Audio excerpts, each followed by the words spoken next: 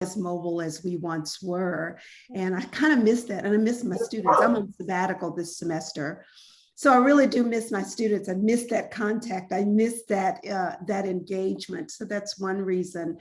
I'm also really happy to be here to talk about Martin Luther King in general, this text in particular, when Christina said that, taking up sort of the mantle and taking what the Mr. Reynolds, I guess, charge to heart, and that is to learn and to read. And this is one of the best books to do that.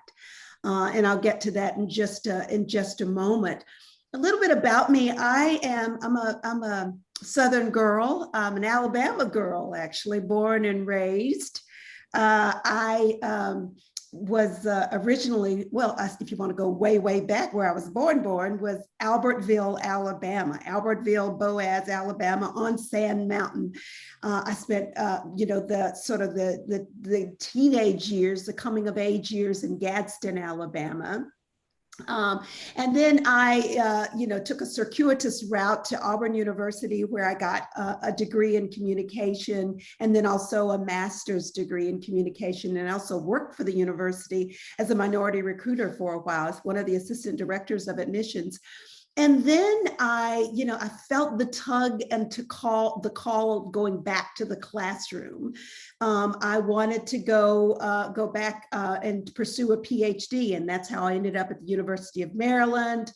And in the Maryland area for about 15 or so years, I was I worked on my doctoral studies, and also taught a course at the University of Maryland, and then taught full time at American University. And then Furman came calling, and I was not going to leave Washington, D.C. to come to South Carolina. No way, no how. And one of my colleagues sort of tricked me into coming down here and giving a presentation. And you're all from around here, or those of you who are not and have not been to Furman and haven't seen the beautiful campus. And that's one of the key selling points there. Is you walk, you come into those front gates, and it's breathtakingly beautiful. And then I got here and I thought, wow, this is lovely. And then, of course, I met my colleagues and the campus itself and the culture of the campus, and I was hooked. And I was ready in my personal life to make a move. And so I came down here with my children, and at the time my mother, in tow. And it was one of the best decisions I've ever made. Furman has been fantastic for me. I've continued to grow as a professor. I am the immediate past chair of the department. We are one of the fastest growing departments on campus. And so I have just thoroughly enjoyed Furman. About my research, my area within communication studies is rhetoric and public discourse. And more precisely, I study African-American rhetoric. And rhetoric is not, I mean, the sort of the common understanding of rhetoric is just sort of hot air, but it really is studying how people persuade and influence, use language, structure, organization, and that's both in their oratory and writing. And with Martin Luther King, you've got he is a powerful writer, as you have read, and he's also a very powerful speaker.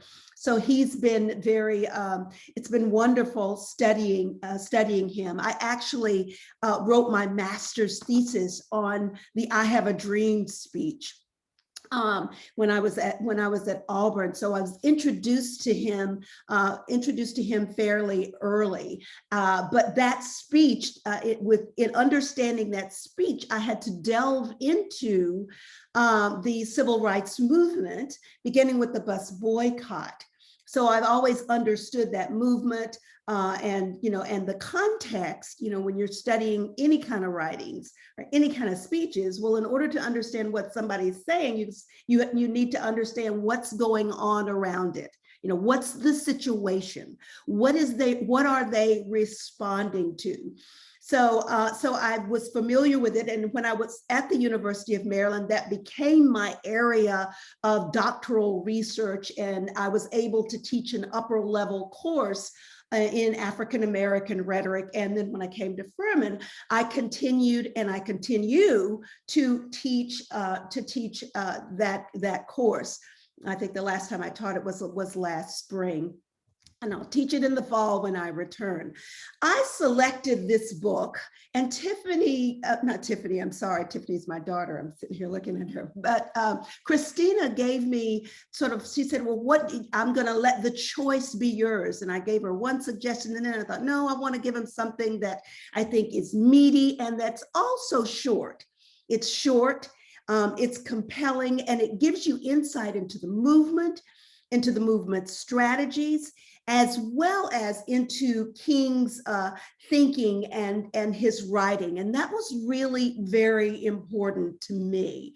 And by the way, if you have a question, you can put it in the chat or just unmute and say, stop me. And I welcome that.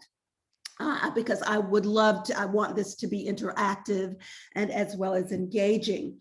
I'll say a few minutes more, and then of course I'll throw out a general question to you, but I just want to frame this a little bit for you. The book can be examined from a number of perspectives, and it has value from a few, I guess 3 perspectives and more really. But these are the 3 main ones. And the first is historically, right? It's accounts of the past and past events, the people involved in those events, the context of the time, what it was like, a bit of King, and we get to hear King's voice. We study history not for just the sake of knowing about the past, but we study, and the way that I teach history is what can history teach us about today? So we study it to gain insight about today, and its relevance for today. So it's not knowledge for knowledge sake. A major theme in my African American rhetoric class, or 2 of them, would be the theme of continuity and change. And so continuity and change continuity, of course, is what stays the same. I can just bet when you were reading the book, you're like, okay, you're relating it to events that are happening today. Can you shake your head if you had that sense? Yeah, continuity. So there are some things, because it's part of, it's sort of the human, experience and just humanity and our inclinations, they're the same. And then the communities that we built and the problems that we have, and even with race in this community, in our national community, some things have remained the same.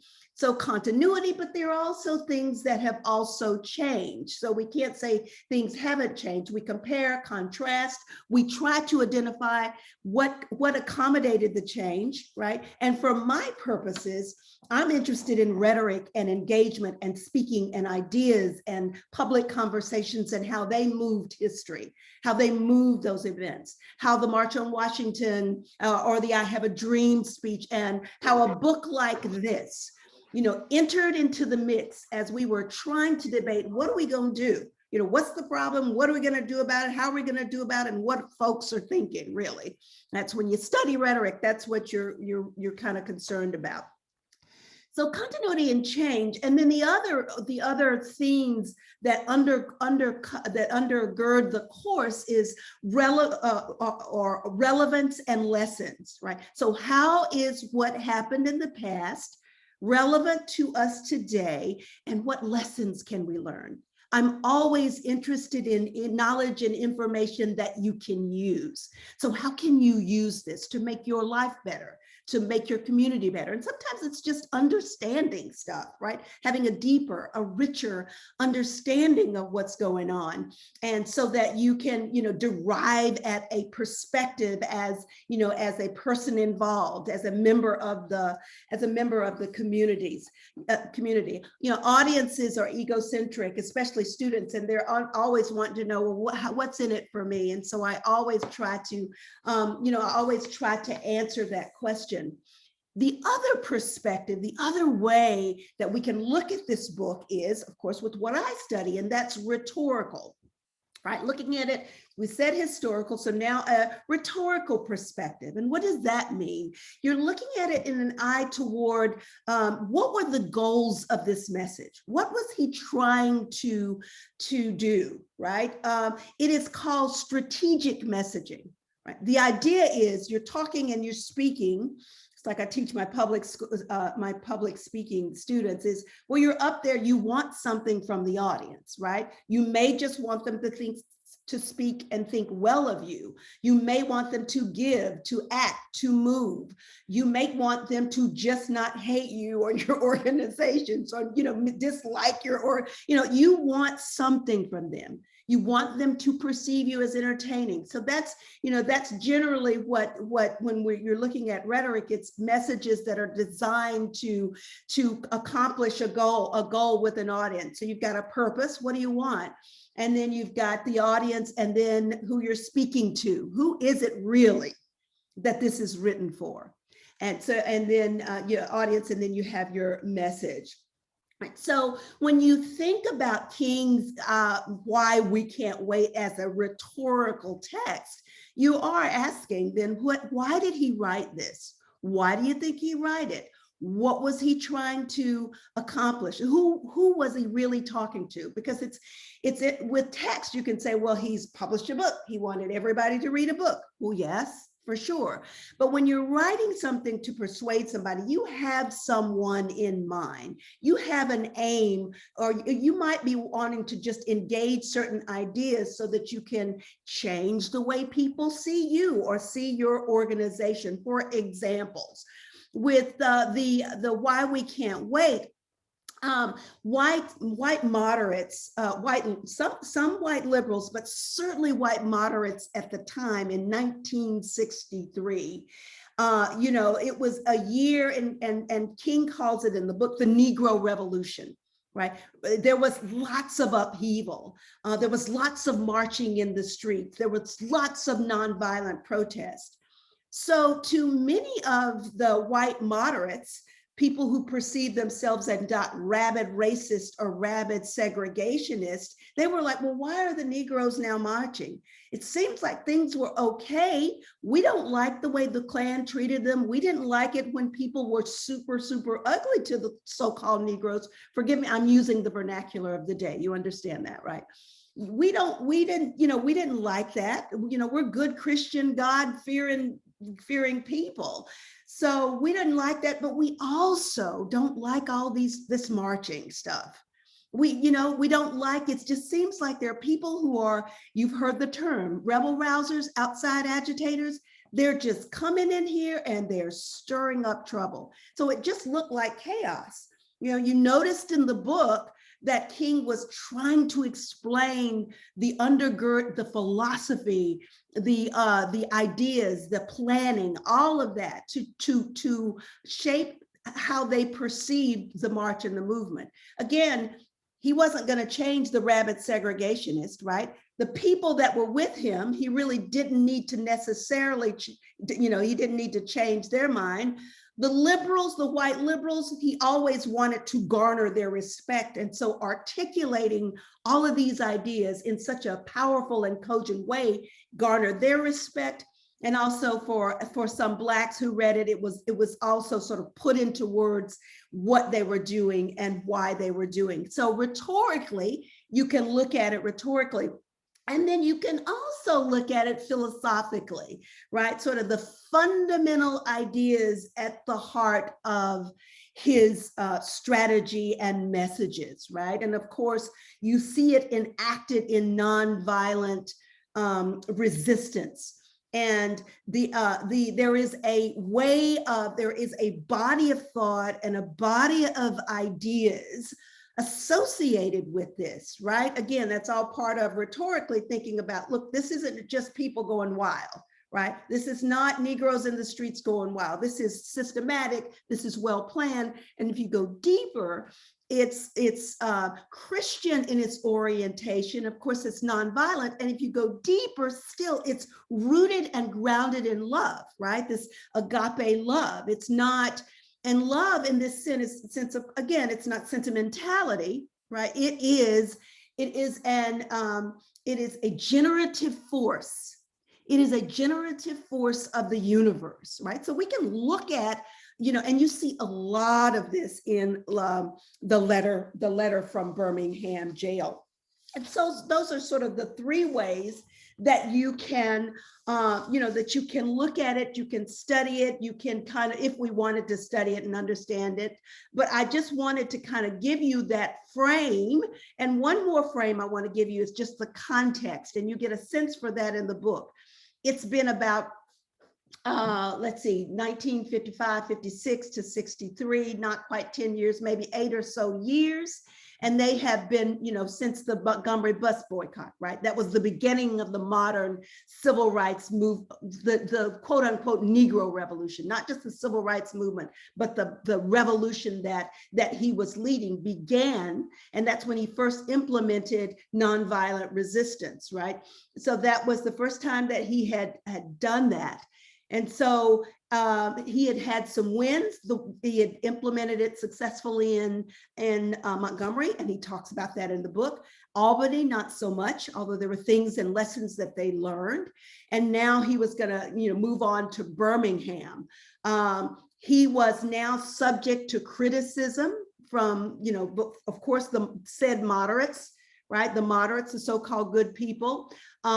Malcolm X had come on the scene, the Black militants, the Black militant voice had kind of come on the scene.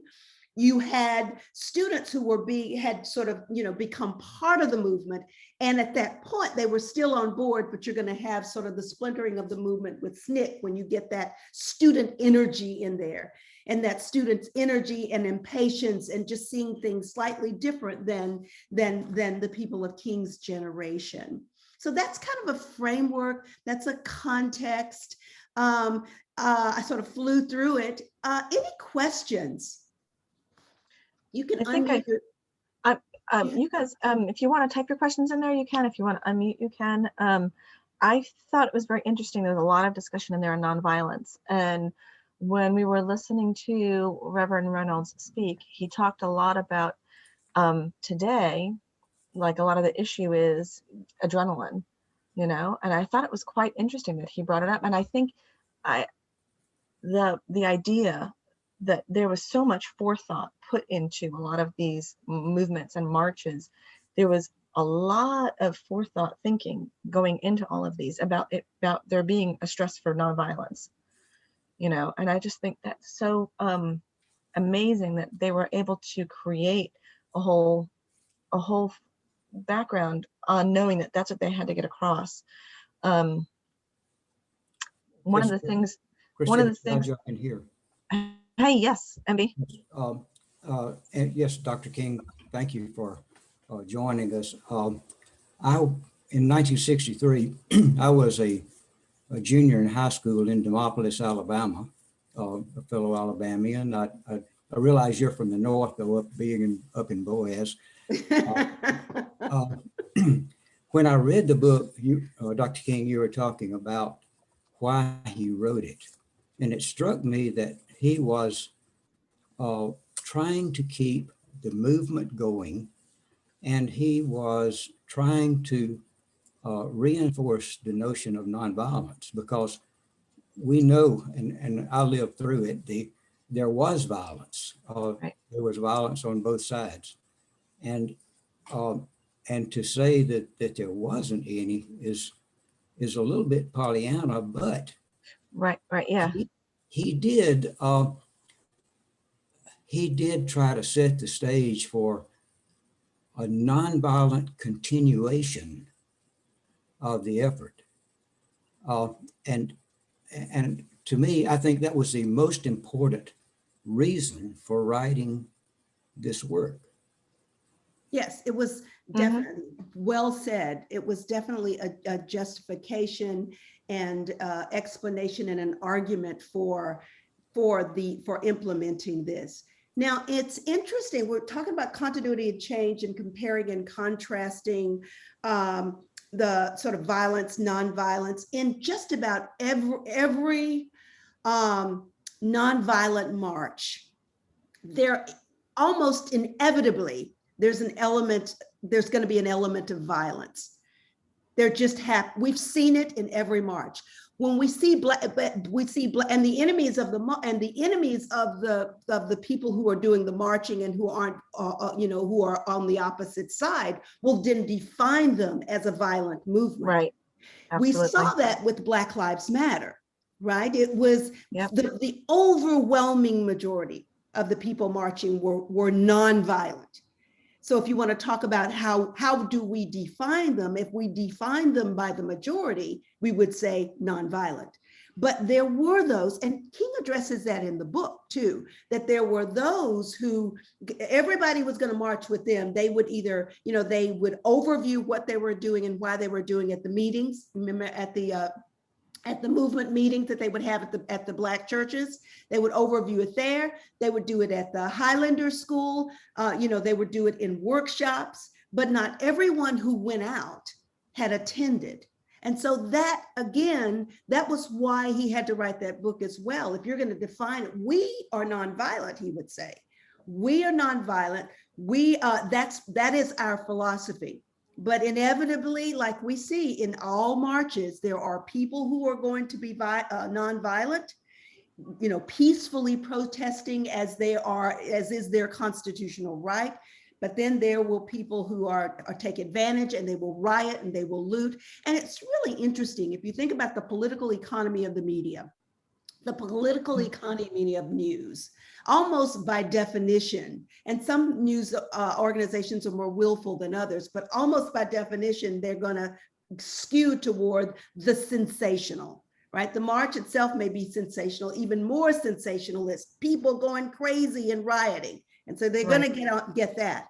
And even if that was only, 15% or 5% or even less than that of the whole protest, that gets, foregrounded. I think your point is a wonderful point. And it's so important that we have individuals like you who were there. You lived it. That was your experience, and you observed it. You saw firsthand. You saw people who claimed to be associated with the march who were violent, and you all saw other violence. What you just said was a very important comment. Thank you so much. Yes, thank you.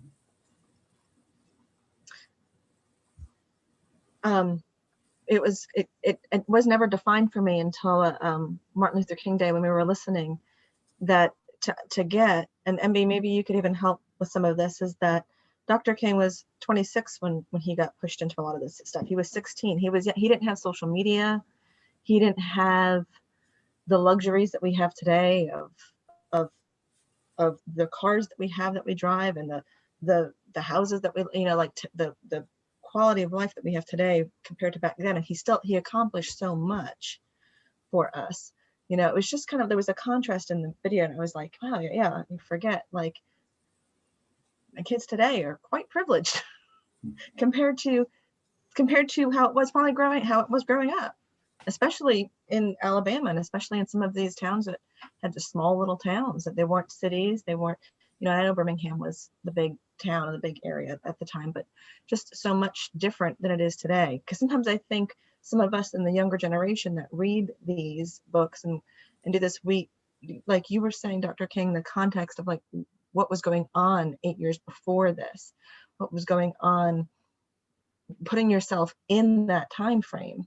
I know I was listening to it, and I had to get over you, and you mentioned it too, the word, him saying the Negro, then I'm like, because we don't use that verbiage anymore. And it was like, okay, I have to remember this is the context of like the 1960s. I mean, I even looked up, I'm like, when was the book written again? And when was this again? Because I have to go backwards to the context of it all. Yeah. Make peace with some of that, because it was just like, it gets under my skin a little,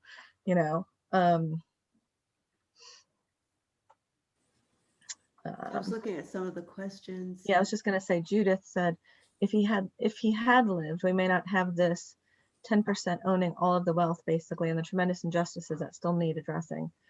I don't know if you'd like to speak to that. Well, I mean, I think Judith, he was certainly pivoting to that. He was pivoting. As he was killed, he was certainly the Poor People's Campaign. He was really beginning to see that it was a class issue. It was a class issue. And that was the, he started to articulate the sort of the split and the fissure, and sometimes it's deliberately, it's deliberately exacerbated or made worse by certain politicians when you see people, working class folks, Black and white working class folks, not quite being able, even though they're having some of the same problems, some of the same stressors, some of the same economic stressors, but not being able to form a coalition, to be separated and divided by race, even as their situations are in alignment, and what they could be a powerful coalition if they would come together. I think, yes, but I think, Judith, I think you're right. It may have continued to be a major part of the civil rights conversation, economics. It's like we can, go to the lunch counter, we can get entree into certain institutions, but economically, if we don't have if we don't have any economic advancements, what good does that do? We still can improve our quality of life. So it was going to move from civil rights to economics. I agree with you on that. I think some of what I was listening to, even yesterday when I was listening to the book, I was like, I feel like this still is modern day discussion. I was like, I know this was back from the 60s, but I still get that there's some of this, that we are still dealing with some of this stuff. And I know, like what you're saying, we've moved past some of these things, these physical, tangible things, but there are still definitely a lot of barriers that still definitely, you can listen to it. And it sounds like it was written this year, or written for, something recent, Yeah. And I have a question for Dr. King. Can I ask that now? Mhm. I'm so glad that you referenced the Highlander School.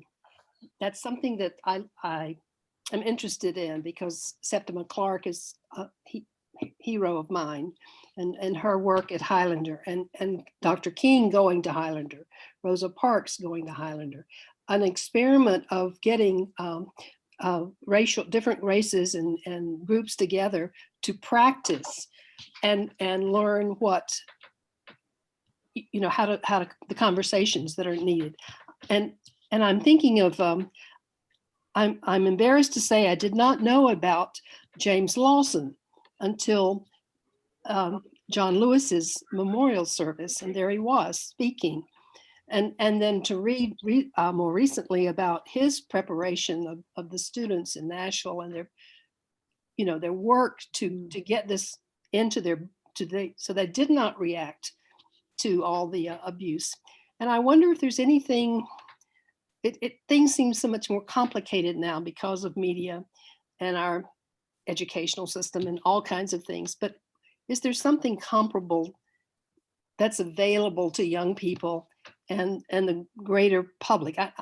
I know it's easy to say, read a book, read this book, read that one, but I guess I'm saying I don't know what's currently what helps people learn the importance of listening and nonviolence, and then being prepared, as Reverend Jenkins talked about that too. Anyway, I'm not sure my question is very clear, but it is very clear. It is very clear. How is that? How is it that you disseminate this information? I don't know that anything's centralized. The one thing that we have right now is the Black Lives Matter movement. Many people's understanding of what that is pretty limited, but it's for human rights and social justice. It is not, and of course, it uses some of the tools. Christina, you mentioned things are different today, and certainly one of those would be the tools that you would use to train, to inform people, to raise their awareness, to train them for nonviolence, you know, and to do a lot of the consciousness raising. But that, I think, Black Lives Matter is coming, is bubbling up, it's expanding. Many times these organizations run the risk of imploding. So I don't know the strength of it, but I was looking at it today as another theme. Christina, you raised this. Another theme is the youth and their part in this. And if I was teaching this class, I would talk about continuity and change and youthful energy, and that being infused into the movement. But to answer your question, Regina, I think it's that would be the only thing that I know that's really centralized. I don't know, you know, we're in the age of information. And it's so interesting, there's a glut and there's a poverty of information. There's a poverty of understanding. You know, it's swirling around us all the time. We halfway pay attention. Social media is now taking advantage of that and funneling only the information that they think we need to have or that we want to hear. So I think it could be made easier, because we've certainly got the tools for the mass distribution of information, but who could command? Where would the draw be? How would you centralize anything? It's, you know, that would be a hard thing to do. And yet we still have, you know, people who are willing. We still have the young folks who want a world that's different. We have young and older folks who want a world and see possibilities. That's what we saw in the Black Lives Matter movement. It was a young movement, and they saw possibilities. And that's something that, you know, we saw from the 1960s, the sit-ins and the freedom rides. Those were driven by youth. Right. And we see the Black Lives Matter movement, and you see kind of the same thing. Remember, I said continuity and change.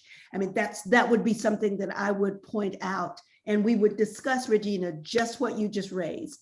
The discussion would be, okay, so how is this different? What kind of tools do they have at their disposal, or how to advance whatever their mission is?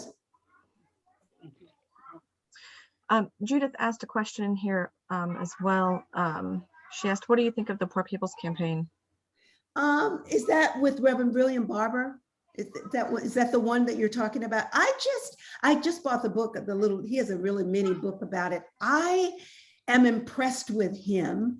What I have read, I've seen interviews. I have not affiliated with them closely, but it seems to be, and Judith, I think it's wonderful that you're raising that, because it is the perfect continuity and change, right? You've got what King was doing, and then you've got what Barber is doing, but it's going back to, you know, people of different races and ethnic groups being bridged together by an economic interest or by a community interest. It would be so refreshing. It would be so refreshing to see if we saw working class folks or different people coming together and saying, we have the same problem. We are suffering the same plight. We do need higher wages. We do need different working conditions. We do need the ability to at least lobby for ourselves, or to barter, or to have some voice in the workplace. So it would be great, I think. And so I have, what I understand of the current Poor People's campaign. I have no problems with it. Let's see, Catherine. Nonviolence as rhetoric contrasted the history of violence against Black people.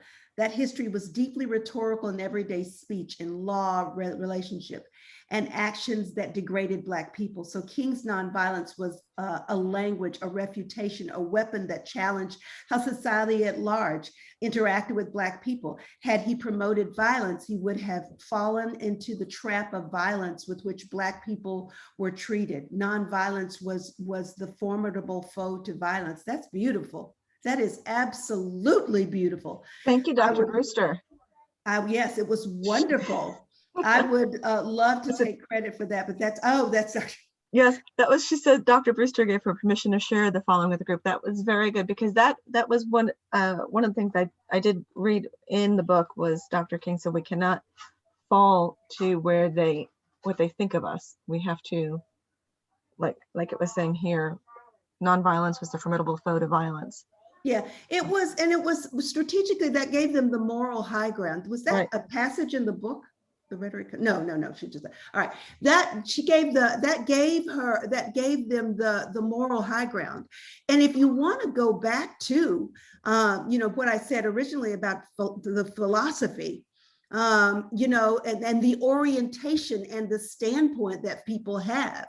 In the Black church, they used to have a saying, your heart ain't right. You need to get your heart right. I don't know if you've ever heard that said.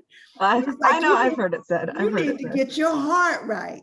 And I think that's fundamentally what King was about. I mean, I think ultimately it's about strategy and being effective for sure.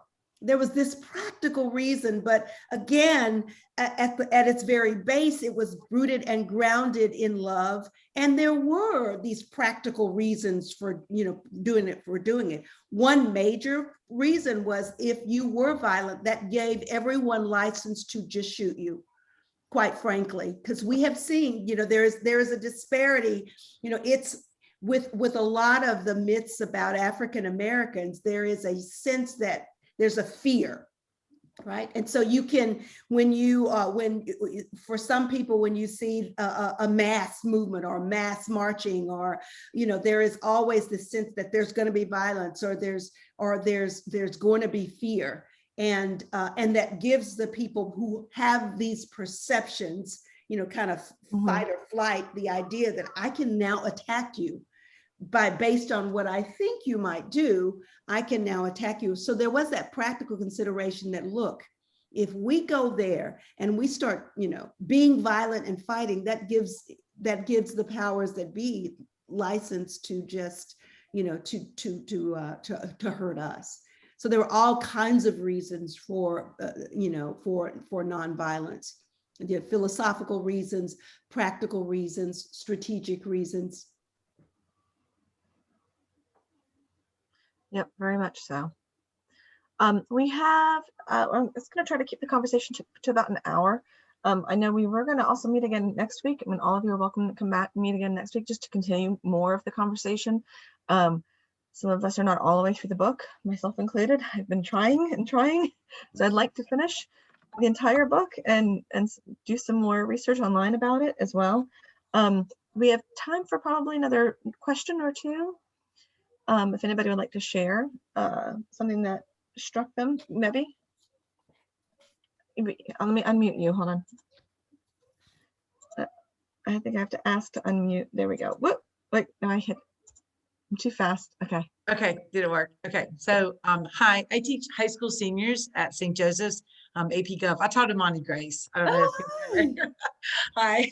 So we, as part of our curriculum, we read the letter from a Birmingham jail, and we discuss that and analyze it. And I had not heard of this book. I hadn't read this book before. And by the way, our Greenville County Public Library system doesn't have it, because I tried to check it out from there, and they don't have a copy. So I requested that they buy it, and then I went and bought a copy. But I'm thinking about using this with my students when we do our unit later in the spring on civil rights and civil liberties. And I was just wondering, I anticipate one of the questions that I may get after they read this is, and they understand the history of civil rights, it's taught mostly by me in U.S. history the year before. I anticipate them saying, but things are so different now. Like most of them realize that things have changed, but they haven't changed entirely. and I think when they say it's different, it means how do they keep things peacefully? Because what they see is, like you were saying, on the media, they see the focus on violence, by groups like what happened in Charlottesville, the attack on the Capitol, then the groups, the fringe groups and the Black Lives Matters march. And I think, the question that we talk about sometimes is, how do you continue working for something done and working for something that's morally just and keep it peaceful? And so, we have youth in government that a lot of them belong to, and we have a dialogue group at school that's a dialogue and diversity group at school that they belong to. But taking that, doing something more public, like that's their question to me, and I don't know how to answer that. So does anyone have like if you want to get involved, and if you want to, work for justice, how do you keep doing that in a peaceful way? How do you mean, what organizations? Well, no, I get, okay. I guess what I'm pointing out is that their lives revolve around social media, and what Right. they see on social media is the hyped up extreme Right. violence, because that's what the media covers, that's what sells, right? And so they don't have a lot of examples of peaceful work being done in a constructive way. So what I would like to know is, where can I point them? We've participated with some Atlantic Institute things in the past too, but where can I point them as examples of that in modern day? That's a good question. I would have to think about that. I mean, if you think about the Poor People's campaigns, if you think about even the Black Lives Matter movement, it's not just for Black people. That's just an example. Something like that, where the majority of stuff that they've got this label attached to them, but the things that they do, the workshops that they have, the events that they have, lots of this stuff is raising your awareness about the issue. What are the issues? What in fact, and grasping and understanding of the issues and the perspectives, right? The idea is that, social justice, you can be conservative or liberal. I mean, it's not about, how do I say this? You can't do anything until you understand the perspectives of the people, right? So empathy would be the first thing, would be try to understand and there's a spectrum of things with social justice. So I would imagine just one particular area, if you wanted to focus on voting, or if you wanted to focus on on poverty, and it's just such a vast area. You don't always have to be marching. You don't always have to be in the streets.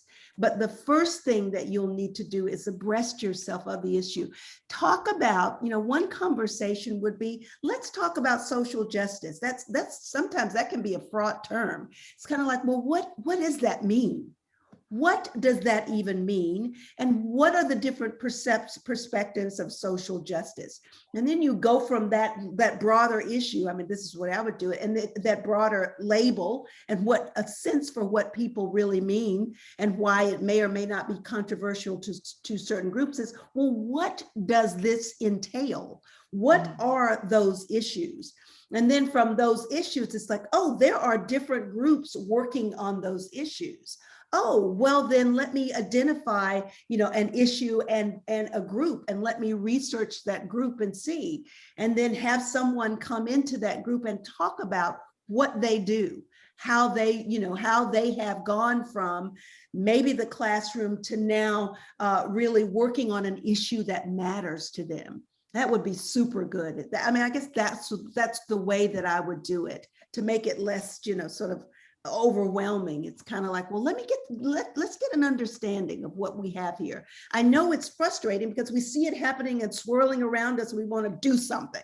Right. We want to do something. We want to fire off an Instagram, or we want to do something. It's like, well, yeah, I know that, but that's what King did, right? That's what King had to rein folks in and say, okay, All right, let's do this systematically. So let me lead you to think about this systematically, and maybe, and ultimately you get to decide where you go from here. But we're going to lay the foundation of understanding, you know, what, for example, social justice is, or any issue within it. You know, what are, that's the thing, what are the different perspectives? One of the things that I do when we're talking about the civil rights movement is, you know, I'll take on sort of the persona of a Southern white Christian woman, right? And that's not mocking. It was just like, I want to humanize folks, people in their humanity. What were they about? What were they thinking? I treat people right. I go to church. You know, whatever, I see myself as a good person. I don't want anybody hurt.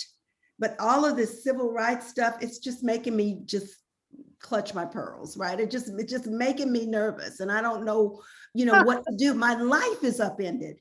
My life is upended, and I don't feel safe. So that's who King's, you know, that's what King's up against. And so, you know, I try to do that so that people understand, and to produce, I guess to create a little bit of more complexity in young folks in the way that they think about it, because they're just, bless their hearts, they're being pulled into thinking either this or that. You're either in that camp or this camp, and this issue is just that narrow. Don't think about it in any broad or expansive way, or don't try to listen to those people over there, right? I think King has this one quote about, oh, where is that one quote? May I get it? And then I'm gonna let y'all go. See, you got me thinking about this. Let me see if I have just the one quote. Was it about, I think it was about Kennedy, and I think he's talking about how they were part of, can't find it. Anyway, it was just the one quote about how we're just, you know, we dehumanize people. We just dehumanize people. We don't even see them as folks. You know, we don't see them as real folks. They're just those people over there. And I think the real challenge for me as a teacher is just, and even just as a human being, you know, we get into our own little corners there, and you know, it's just like, ooh, you know, if we could just get rid of those people, then our world would be just, you know, groovy, right? And so we just teaching students to sort of resist that. You know, even as you have this passion for justice, that's perfectly fine. But I mean, don't reduce people's humanity. And that's hard. I mean, because we're being invited and urged to do that minute by minute. Thank you. Maybe I think Judith posted in here some different organizations would be the Women's March, Boycotts and Divestments, Youth Against Settlements, Teachers Rallying Against the State at the State House. Catherine Blass said maybe something like Equal Justice Initiative, Fighting for Legal Justice through Consistent, Determined, Nonviolent Action. I know Judith had a comment in here. And you can invite a representative of some of those organizations. What do you do? What's your approach? I was going to say, I think it's a great thing to challenge some of the youth to do some research without social media. Mm-hmm.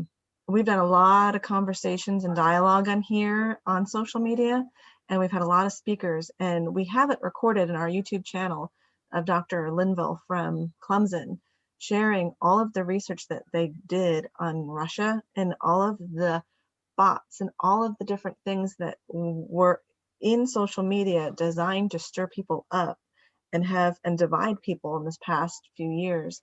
And I think you hear that sometimes, and we don't really get that that's really that. I mean, he literally was combing through thousands and thousands and pieces of social media to find the truth and what isn't truth, you know. And I think challenging them to not use social media as a source, but to find an actual source, I think is a great start to some of that. You know, Reverend Reynolds that was speaking, he said his favorite thing is to go to the high schools, the junior high schools and the high schools, and talk with the students there. You know, I'm sure we have like MB Omer or some of the people like with Zoom now, you can bring people in the classroom to have a conversation with everybody. You know, I think to help, I think students don't get all that like they used to.